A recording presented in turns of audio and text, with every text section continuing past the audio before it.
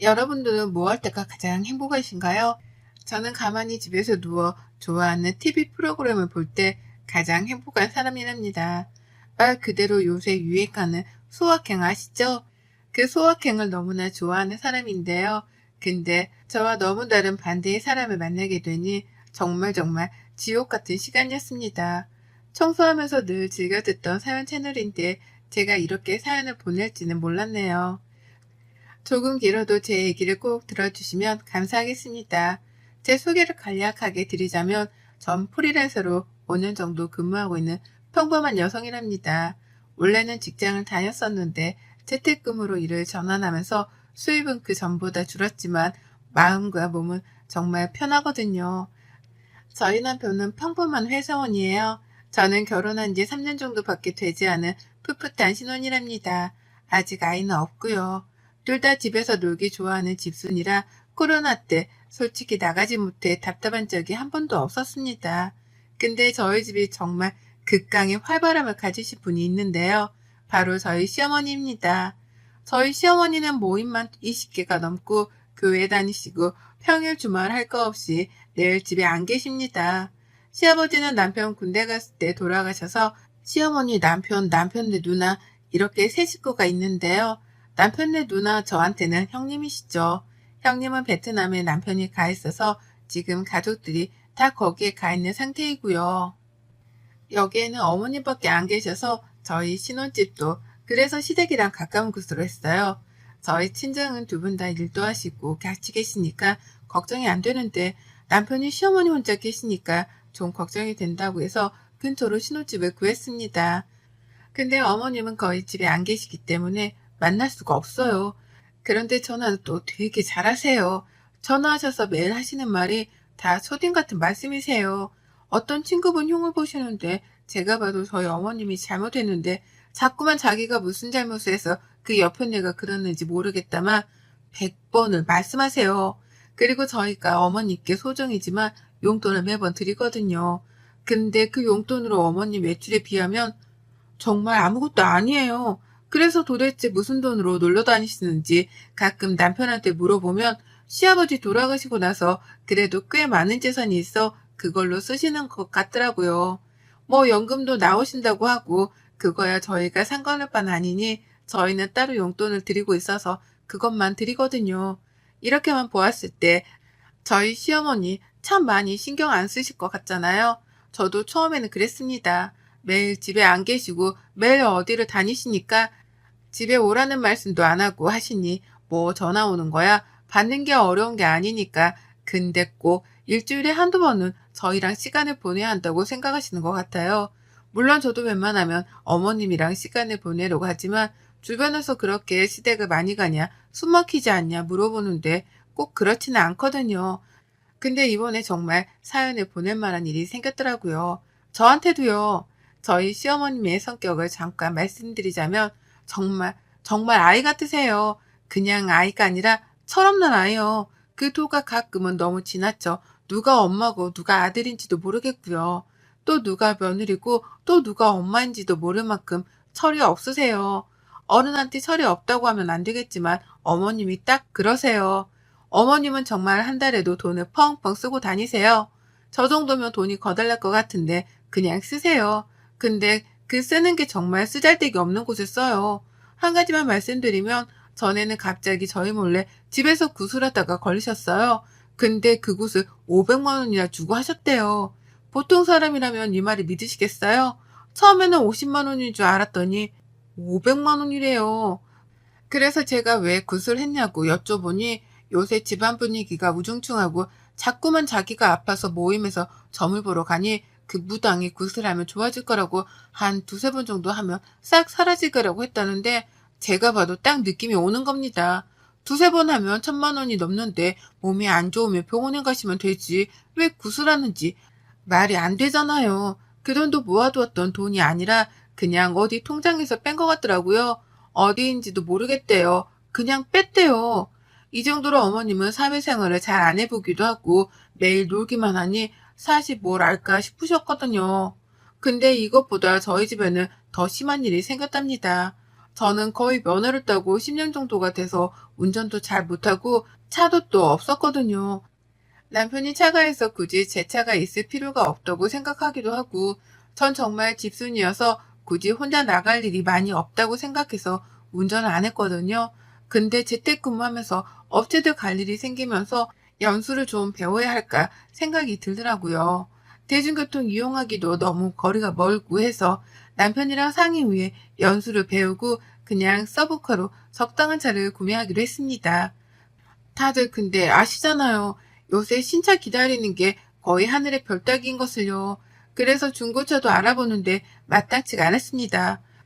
그러던 와중에 갑자기 시모가 저에게 대뜸 너 차 필요하냐? 물어보길래 필요해서 출퇴근용으로 좀 저렴한 거 보고 있다 라고 말씀드리니 자기 모임에 있는 아줌마가 차를 내놓는다고 하는데 거의 새 거인데 자기한테 저렴하게 주기로 했다고 네가 사면 어떻겠냐고 하는데 이게 웬일인가 싶어서 그 차 사진도 보고 실물로도 가지고 오셨더라고요.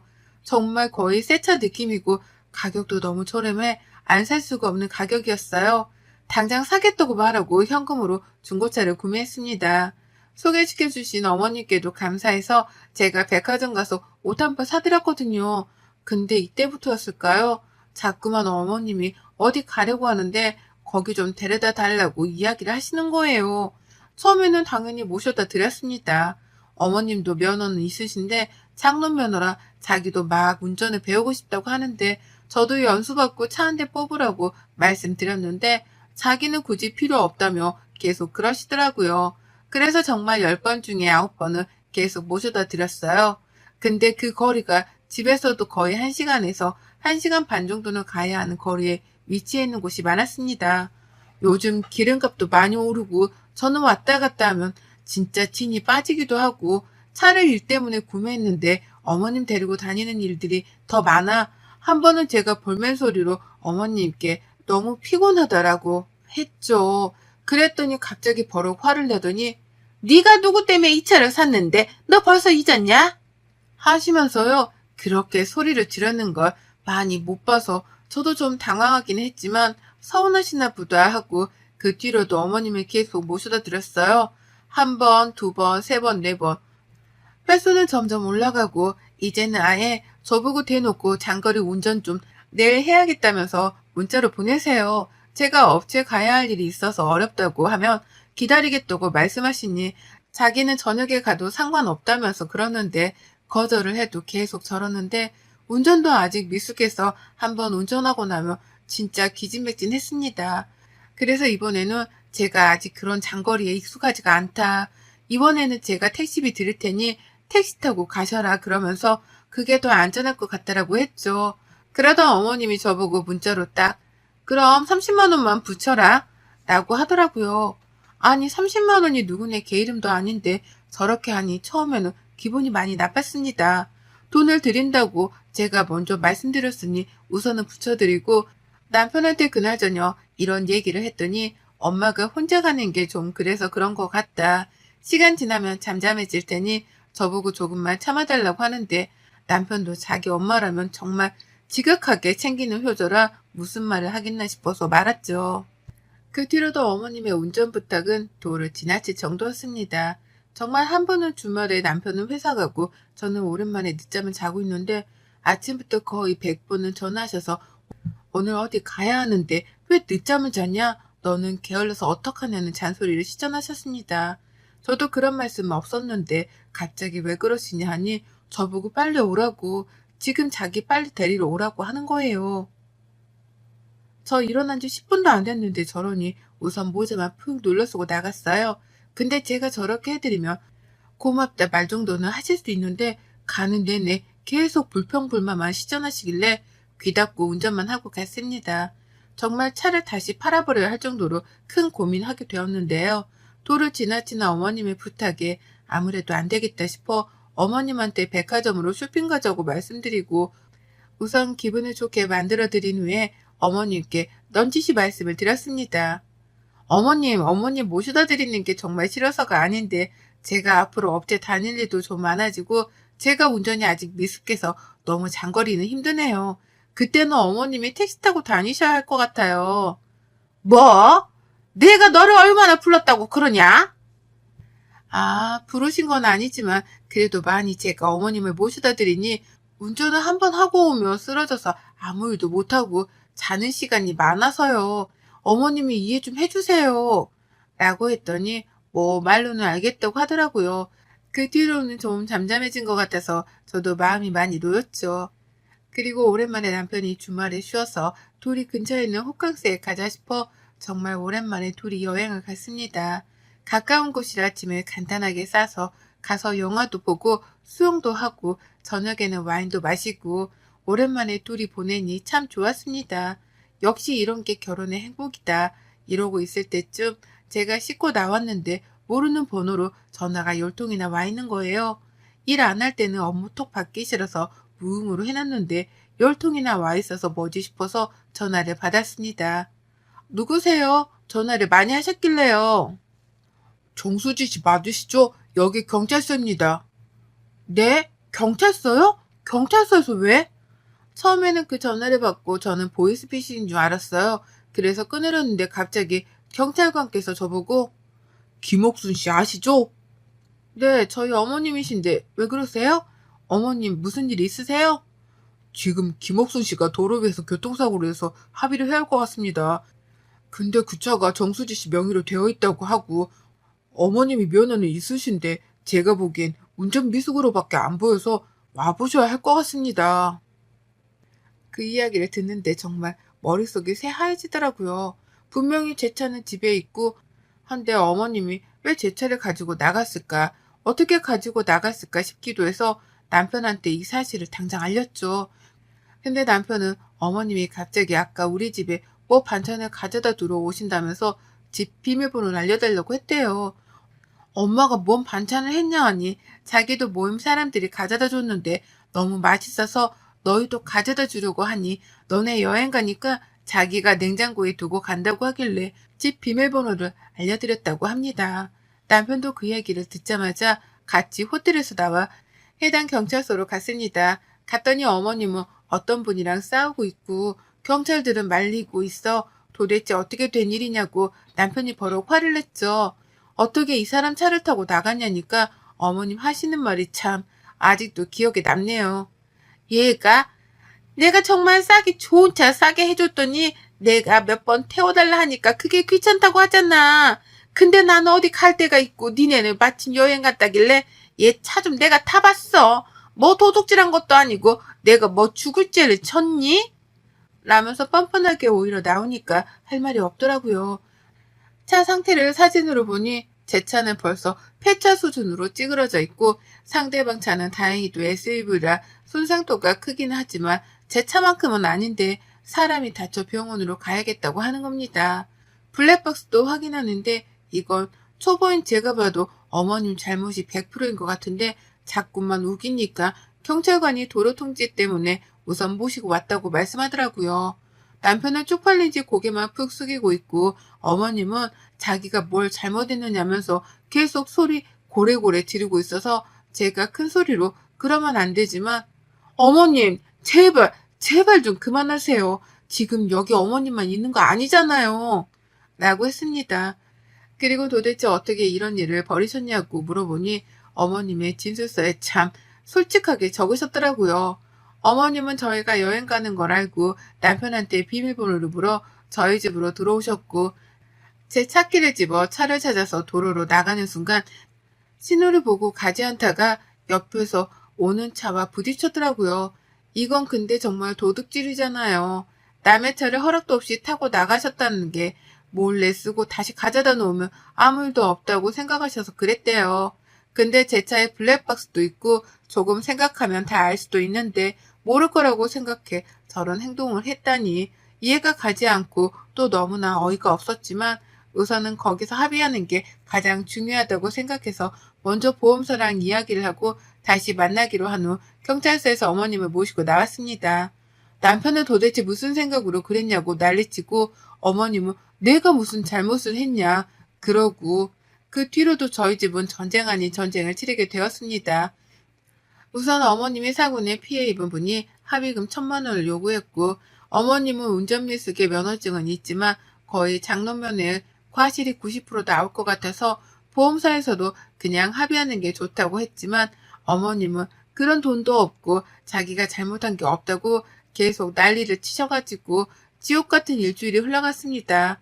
저한테 사과 한마디 안 하시는 어머님을 보고 저는 있던 전까지 떨어져 버린 상황이고 남편 또한 엄마의 행동에 너무 화가 나 아무 말도 못하더라고요. 그러다 문득 도저히 어머님의 저런 엽기적인 행동을 볼 수 없었던 저는 시댁으로 넘어가서 이야기를 드렸습니다. 어머님, 저 2번 말 안 해요. 저희 합의금 내드릴 돈 없고요. 어머님이 잘못 안 하셨다고 하셨으니 변호사 선임하셔서 소송하세요. 근데 그건 아셔야 돼요. 변호사 선임 비용만 해도 700에서 1,000만 원이 들어요. 물론 이것보다 더 저렴한 곳도 있겠지만 그래도 어머님 과실이 조금이라도 덜 없어지게 하려면 당연히 대형 로펌, 잘하는 로펌에서 하셔야겠죠? 로펌은 아시죠? 어머님은 잘하는 똑똑 박사이시니까 저 더 이상 말하지 않을게요. 저희는 합의금 내드릴 돈 없고 어머님 잘못 인정하지 않으시면 더 이상 마세요. 내가 잘못이 없다는데 왜 자꾸 나한테 몰아가냐고. 그러니까 변호사 선임하시라니깐요. 근데 저희는 지켜드릴 수 없다고요. 왜 자식된 도리로 지켜드려야 해요? 어머님, 제 차 몰래 가져가서 타고 그것도 모자라 제 차로 사고까지 내서 지금 폐차 수준이라고요. 근데 저한테 미안하단 말 한마디 하셨어요? 제가 어머님 제 차 몰래 끌고 나간 것도 신고해서 소송 한번 걸어볼까요? 그것까지 안 하는 걸 지금 감사하게 생각하세요. 자식 부끄러운 줄 아시고요. 라고 말하니 그때 갑자기 어머님 얼굴이 울그락불그락 하면서 저희 보고 그만 가라 하고 방으로 들어가시더라고요. 집에 오면서도 남편도 저도 아무 말은 안 했지만 아마 남편은 자기 엄마한테 그런 게 마음이 좋지만은 않았겠죠. 근데 그럴 수밖에 없던 걸 이해해 주리라 믿고 그 뒤로도 어머님 전화 모조리 차단했어요. 남편한테도 지금 어머님 더 이상 그렇게 막무가내 하는 거 고치고 싶으면 그만하라고요. 계속 편들어주면 어머님은 그게 맞다고 생각해. 지금은 이런 사고지만 다음번에 정말 사람 칠 수도 있다고 그렇게 되고 싶냐고 하니 자기도 차단한다고 하더라고요. 그 이후 한 3일 정도 차단하고 전화를 안 받으니 집으로 찾아오길래 문도 안 열고 스피커폰으로 말했어요. 돌아가시라고요. 그랬더니 막 앉아서 아이같이 우는데 그래도 저 안 열어줬어요. 1시간을 그렇게 앉아서 기다리길래 남편 보고 모시고 들어오라 했습니다. 팔짱 끼고 말했어요. 왜요? 왜 자꾸 찾아오세요? 어떻게 너는 애가 그럴 수가 있니? 시엠이 한 명 있는 거 그렇게 사지로 몰아놓고 싶냐? 어머님, 이런 말씀 하실 거면 가세요. 아니, 그게 아니라 내가 미안하다. 내가 미안해. 내 잘못이야. 내가 이렇게 빌게. 이번 한 번만 도와다오. 아니요. 어머님 잘못 인정하시려면 경찰서 가서 하세요. 저희는 그런 돈 내드릴 수도 없고 어머님 이렇게 막무가내로 사는 거 더 이상 받아들이기도 힘들어요. 미안하다. 미안해. 제발 이번 한 번만 너희가 좀 도와주면 안 되겠니? 아니요. 그럴 수 없어요. 그만 가세요. 하고 어머님을 그렇게 내쫓았습니다. 그 뒤로 외국에 있는 형님과 통화를 했고 형님이 너희가 돈 낼 필요 없다고 합의금이랑 제 차 망가진 것까지 해서 돈 붙이겠다고 했습니다. 저는 한사코 되었다고 했지만 차 망가진 거는 받고 합의금은 반반 내자고 말씀드렸어요. 그리고 그 일이 마무리되고 나서 어머님께 다시 한번 찾아갔습니다. 각서를 받아내기 위함이었죠. 어머님이 지금 가지고 있으신 돈, 통장 등 다 저희가 관리하기로 했고요. 저희한테 앞으로 용돈 타서 쓰고 모임은 제가 반으로 줄이라고 말씀드렸어요. 그리고 제발 쓸데없는 데 다니지 말고 차라리 그 시간에 공부를 하라고 요양보호사 자격증 준비하시라고 했습니다. 어머님은 얼굴이 이내 못마땅했지만 어쩔 수 없음에 각서에 사인을 하고 혹시나 이행하지 않을 때 어떻게 할지 등도 다 함께 써서 변호사 사무실에 가서 공증까지 받았습니다. 남편은 뭘 그렇게까지 하냐고 했지만 어머님은 이렇게 하지 않으면 또다시 이럴 사람이라 지금 확실히 뿌리를 잡아야 한다고 했죠. 그 뒤로 어머님은 제가 늘 한 달마다 용돈을 드리고 어머님은 나가는 고정 비용 등을 어머님 통장에서 딱 그것만 빠져나갈 수 있도록 제가 넣어둔답니다. 모임은 반에서 반으로 줄이고 요양보호서를 지금 준비 중이세요? 그리고 따면 바로 일하기로 저랑 약속하셨습니다. 어머님은 집에서 사고 치는 것보다 일하시면서 있으신 게 더 나을 것 같다는 판단이 들어서였습니다. 또 예전과 다른 점을 말씀드리면 예전에는 막무가내셨다면 지금은 그냥 아무 말 없는 시어머니가 됐다고 해야 할까요? 물론 제가 너무한다고도 어머니 입장에서는 생각할 수 있겠지만 저는 이게 최선이라고 생각했습니다. 어머님은 이렇게 잡아줘야 나중에 더 큰 사고를 치지 않으실 테니까요. 이렇게 긴 걸 읽어주신 구독자분들께 감사드립니다.